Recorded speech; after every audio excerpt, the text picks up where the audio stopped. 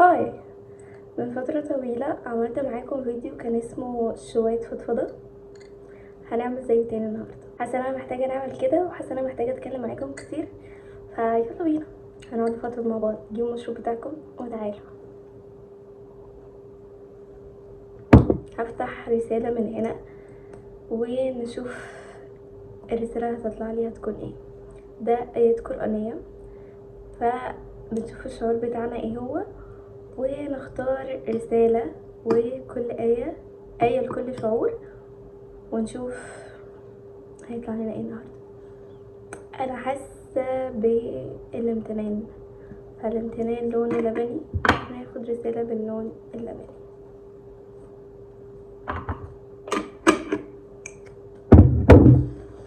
بسم الله الرحمن الرحيم. فتبارك الله احسن الخالقين. رساله حلوه، الحمد لله. المهم، حاسه ان احنا محتاجين نتكلم كتير قوي. حاسه ان مساحه تليفوني مش هتكفي ان انا اقعد اصور الفيديو ده، بس عارفين احساس ان انتوا مريتوا بحاجات كتير، انتوا محتاجين تهدوا مع نفسكم وتقعدوا تفكروا في الحاجات اللي انتوا مريتوا بيها دي عشان ما تقعوش في حاجات زيها تاني. هو ده الاحساس اللي انا حاساه دلوقتي واللي عايشه بيه الفتره دي. انا بتكلم عن نفسي، بس يمكن الكلام ده يكون نيابه عن ناس كتير، او حد فيكم حاسس بنفس اللي انا حاسه فيه ومر بحاجه شبه اللي انا مريت بيها. بس فترة اللخبطة، الفترة اللي بيحصل فيها حاجات كتير قوي مش مدركين ايه اللي بيحصل بالظبط، وبتبقوا حاسين ان انتوا مضغوطين وتبدأوا تفوقوا، هو ده اللي انا شوية مريت بيه. اكيد واخدين بالكم من تأثيري في المحتوى، اكيد واخدين بالكم من تأثيري في حاجات كتير. حتى فيديو التخطيط اللي انا عملته الاخير كنت اتكلمت عن اني كنت مقصرة في حياتي في تفاصيل كتير. ده كله كان نايب عن انه انا حاسه اني مضغوطه، حاسه ان انا مش في احسن حال، حاسه ان انا حاسه بتوتر دايما، دماغي مسحوله في حاجات. وده بيخليني دايما لما بدخل في الحاله دي بفصل من كل حاجه، ما ببقاش عارفه اكون على طبيعتي، ولا ببقى عارفه اكون التزم بالحاجات اللي ورايا والحاجات اللي انا متعوده عليها، فبالتالي بأثر في حاجات كتيره قوي. ويمكن ده بيكون مش حاجة كويسة، وفي نفس الوقت بيكون حاجة كويسة اني اقعد افكر في اللي انا فيه، بس هو مش كويس اني بتسحل، وده بيخليني اثر، والتأثير ده بيبقى ليه اثر سلبي فيما بعد. بس بنحتاج نقعد كده مع نفسنا، بنحتاج نفصل كده، وخصوصا بقى ان احنا بقينا في حياة الكبار. يعني حياة الكبار دي مش حياة سهلة ابدا. حياة الكبار دي اللي هو انا لازم انا اقعد مع نفسي، ولازم انا احل مشاكلي بنفسي، لان كل حاجة بتحصل في حياتي هو محدش هيتأثر بيها غيري. فطبيعي ان انا اكون انا اللي محتاجة اشوف حل، انا اللي محتاجة اخرج نفسي من الحالة دي، انا اللي شايفة نفسي ان الحالة اللي انا فيها دي بتأثر عليا، فانا لازم ادور على حل. مفيش حد تاني يجي يحللي، مفيش حد تاني شايف الاثر اللي انا فيه، مفيش حد تاني حاسس باللي انا حاسه بيه. فالموضوع هنا بيكون ان احنا لازم نكون مسؤولين، ولازم نكون واخدين بالنا من كل حاجه بتحصل في حياتنا، الحلو والوحش. ففكره حياه الكبار دي يعني كنت اتكلمت فيها فيديو شويه فضفضه قبل كده. هي مش سهله، بجد هي مش سهله.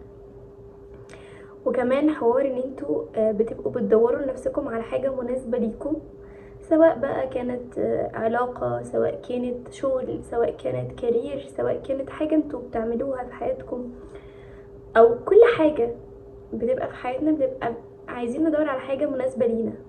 صحابنا ندور على ناس شبهنا فعلا، بس للأسف يا جماعة، او اللي خدت بالي منه ان احنا في مرحلة كده في منتصف العشرينات، اللي هو يعني هو انا لسه هعمل صحاب؟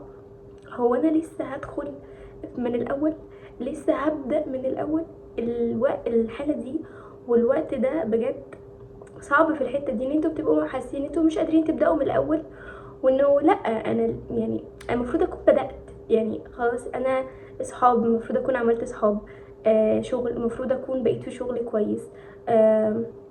حتى لو هدخل في علاقة لسه هبدأ من الاول. تحس ان انتوا مش قادرين، يعني مش قادرين ان انا ابدأ من الاول. لا يعني انا المفروض اتعدى كل ده واخطي كل ده، او المفروض ده يكون حصل. بس هو مفيش حاجه اسمها المفروض، هو الطبيعي ان احنا طول ما احنا موجودين، طول ما احنا بنتعرف على ناس جديده، فبنقدر ان احنا نعمل صحاب جديده. اي نعم ممكن يكونوا مش بنفس قوه صحابنا القدام او الناس اللي احنا اوريدي معانا بقالهم سنين، بس بنبقى قادرين ان احنا نعمل صحاب. ممكن ادخل في شغل جديد والشغل ده يبقى هو الحاجه الاحسن ليا والحاجه اللي انا حابه اكمل فيها، فعادي يعني. هو ده يعني عادي، بس احنا اللي بيبقى جوانا مشاعر كده متغيرة. ويمكن انا عشان داخله على 25 فحاسه انه انا بدات اكبر بجد. يعني عارفين انا بدات اكبر بجد يا جماعه، واللي احنا محتاجين نفكر في كل حاجه بشكل مختلف، ومحتاجين تاخدها بزاويه تانية، محتاجين نبص على بكره وبعده اكتر من الاول. يعني الاول كنا عندنا فرصه كبيره ان احنا نعيش دلوقتي ونفكر في دلوقتي، بس لا، انتوا لما بتيجوا عند سن ال25 كده انتوا محتاجين تفكروا في بعدين اكتر من دلوقتي. يعني انا عايزه ابقى فين، انا عايزه اوصل لفين، عايز حياتي يبقى شكلها عامل ازاي، عايز بكره اعيش ازاي، عايز بكره يبقى عندي ايه، عايز بكره ابقى انا في حال عامل ازاي. فده المشكله يمكن اللي احنا واعيين فيها قوي الفتره دي، او اللي يمكن انا حاسه بيها الفتره دي. في كمان حاجه، انه لما بنشوف ناس في سننا على السوشيال ميديا واصلين وعاملين وجايبين، بنحس بضغط انه انا لازم في سن معين يبقى عندي كذا وكذا وكذا وكذا، وحياتي ماشيه بطريقه كذا، ويكون عامله كذا، ويكون السوشيال ميديا بقت توكسيك. بجد السوشيال ميديا بقت توكسيك. انه لا، مش ده المفروض. مش ده المفروض. مفيش حد بيبقى عنده كل حاجه في سن ال25. يعني ناس كتير قوي بتبدا من السن ده، فلا، مش مفروض. مش مفروض اكون ضغط على نفسي للدرجه دي، مش مفروض اكون حاسه انه لازم. لا، هو مش لازم. هو مش لازم. هو طبيعي ان انت تبداي تدركي حاجات كتير قوي في سن 25، فتبداي من هنا، تبداي من دلوقتي، عادي، مش مشكله ومش ازمه. يمكن كلام كتير قوي عايزه اقوله، كلام كتير قوي عايزه اتكلم فيه، وبرضه اقول لكم زي الفيديو اللي فات ان انا مش عارفه الفيديو ده ينزل ولا لا، لانه بدون مونتاج بدون سكريبت. بس حسيت ان انا محتاجه اتكلم. مؤخرا غيرت شغلي، غيرت كاريري. مش كاريري بس، انا غيرت الشغل اللي انا كنت فيه لحاجه تانية ممكن تكون اقرب لمجالي اكتر. ومع ذلك لسه ستيل مش ستيبل، لسه ستيل مش متاكده هو ده اللي هكمل فيه ولا لا. وما زلت بسعى في الحاجه اللي انا حباها، بس انا بجرب، احنا بنجرب، وده طبيعي، مش عيب. احنا بنجرب عشان نشوف ايه اكتر حاجه مناسبه لينا، ايه اكتر حاجه احنا هنقدر نكون مكملين فيها واحنا مرتاحين. فكرة بقى ان انتوا بتقعدوا تجربوا اكتر من حاجة دي، على قد ما هي ممكن يكون ليها اثر طيب في حياتكم، ان انتوا تكونوا جربتوا اكتر من حاجة وقادرين ان انتوا تختاروا بقى وتفضلوا ما بين اكتر من حاجة وتكرروا، على قد ما هي بيكون ليها مشكلة ان احنا ما بنكتسبش خبرة في حاجة معينة، فبنضيع وقت. لو انا اخترت حاجة معينة اكمل فيها، برضو عادي يا جماعة، عادي بعد التخرج بسنة سنتين 3 4 تحسوا ان انتوا لسه مشتتين، عادي جدا. يعني هو ده حال ما بعد التخرج. وعادي ان انتوا تشتغلوا في حاجة وبعد 3 4 سنين تحسوا ان لا، مش دي الحاجة اللي انا عايزة اكمل فيها حياتي، عادي جدا. بس فكرة ان انا اقعد اغير اكتر من حاجة، يعني انا بالنسبة لي بتعلق، يعني ساعات بتعلق بحاجات بكون انا مش عارفة اخد قرار ان انا محتاجة اغير ده، بس بعد كده مع الوقت لا، انا فعليا لازم اعمل ده ولازم اخد القرار ده. الفكرة هنا ان احنا نقدر يعني نتكيف. انتوا عارفين انه ما بعد التخرج وحياة الكبار كلها انتوا بتتكيفوا على الوضع، بجد انتوا بتتكيفوا على الوضع، بتقعدوا تتكيفوا مع مكان، مع التاني، مع حالة، مع التانية، لحد ما تقدروا تبنوا لنفسكم الحالة اللي انتوا عايزينها او الحاجة اللي مناسبة مع حياتكم.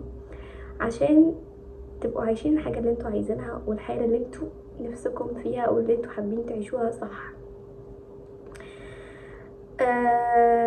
مع الوقت بدرك ان في حاجات اساسية في حياتي انا بجد لما ببعد عنها بتأثر جدا بشكل سلبي. ومع الوقت لما بندخل في حاجة والتانية والتالتة وبنعاصر موقف في التاني في التالت بنتعلم وبنكتسب خبرة وبنعرف نفسنا اكتر. يعني لسه هيحصل مواقف كتير اكتر هتعرفنا عن نفسنا. يعني ما نفكرش ان احنا وصلنا لسن احنا بقينا عارفين نفسنا بقى كويس قوي. لسه بجد في حاجات بتحصل بتعلمنا اكتر واكتر واكتر.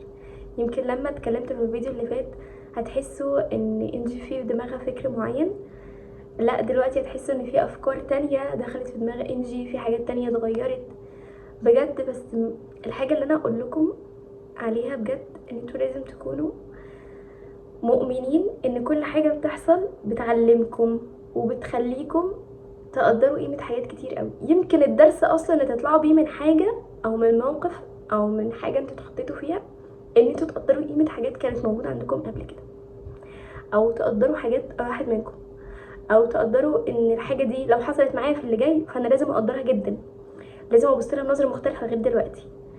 والله العظيم بجد من قلبي ومن عقلي كل حاجة بتحصل فعليا بتعلمنا، فعليا بتغيرنا. حتى لو هتغير نظرة بسيطة لحاجة انت كنت شايفاها هي مش عادية او هي مش كبيرة للدرجة، لا اللي هيحصل هيخليكي تشوفي ان الحاجة دي هي حاجة لا كبيرة قوي، مش صغيرة زي ما انا كنت متخيلها، مش صغيرة زي ما انا كنت مفكراها. فالحمد لله، الحمد لله ان احنا ما زلنا بنتعلم. الحمد لله دي نعمة كبيرة قوي يا جماعة بجد. خدوها يعني قاعدة، خدوها نصيحة، خدوها معلومة بجد. احنا الحمد لله ان احنا عايشين، الحمد لله ان بيحصل معانا مواقف وتجارب بتعلمنا انها بتفرق معانا كتير قوي. يعني لو بصينا لنفسنا زمان هنلاحظ فرق كبير قوي بين زمان ودلوقتي. فشكرا للايام، شكرا للظروف، شكرا للمواقف اللي بتوصلنا للحال اللي احنا فيه دلوقتي. اي نعم ممكن تكون دي حاجة مش مريحة ليكم، بس لازم تكونوا مؤمنين ومتأكدين ان كل اللي بيحصل لازم يحصل، عشان لازم هو ده اللي وصلنا دلوقتي. فالحمد لله. عارفين الاهم بقى ان في كل ده احنا بنقدر نرجع، ودي حاجة حلوة جدا. فكرة ان انتوا تقدروا ترجعوا من حالة او من وضع مش مريح ليكم لوضع مريح والحاجة انتوا بتحبوها، دي حاجة قوية قوي وتحسب ليكم وفي صالحكم. ركزوا على اللي بيصالحكم، وركزوا على اللي يخليكم راضيين، وركزوا على اللي يخليكم مرتاحين، ودايما فكروا في قيمة نفسكم. كلام ملخبط، كلام داخل في بعضه وحاجات مش مترتبة ومش عارفة، بس يعني حسيت ان انا محتاجة اتكلم، محتاجة اتناقش معاكم، ويارب يكون الكلام ده وصل لكم، ويارب اكون قدرت اعبر عن حاجة جواكم. وهي بس كده، ان شاء الله هنرجع احسن، الفيديوهات الجاية هتبقى اقوى واكتر، فانتظروني. سلام.